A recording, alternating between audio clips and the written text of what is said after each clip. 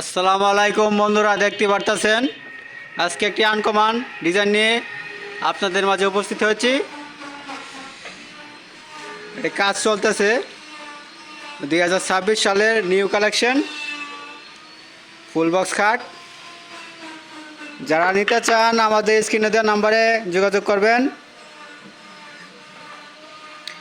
সম্পূর্ণ 2 ইঞ্চি কাঠের উপরে তৈরি করা হয়েছে মালটি।